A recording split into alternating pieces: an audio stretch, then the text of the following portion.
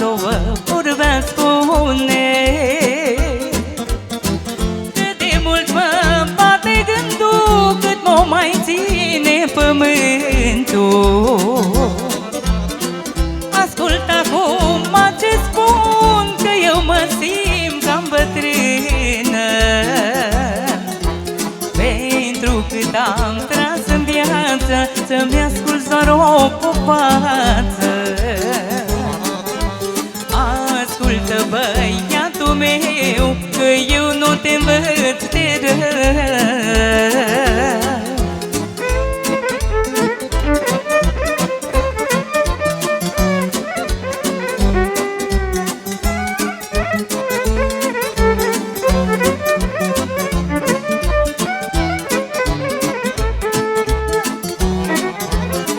Tinerețea nu e lungă,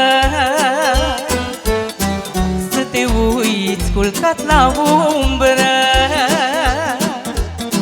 să te lași de azi pe mâine, că nu faci copile bine.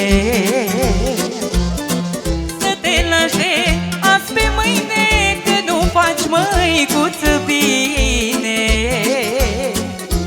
Tinerețea-ți dă putere să faci inima-ți șede.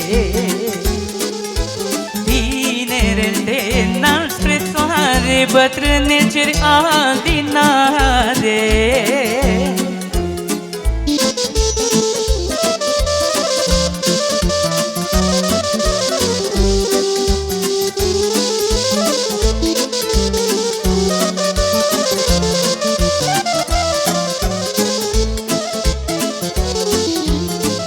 Uiu, mami, când te însor, să gândești de nouă vor și să te însori doar odată, să te țină viața toată.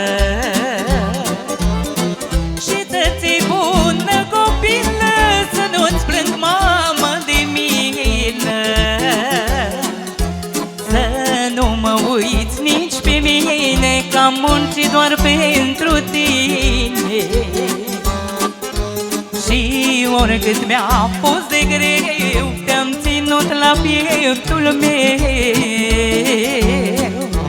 Cum e soarele și luna, mamă, în lume-i numai una. Așa cum și tu, copile, ești lumină pentru mine.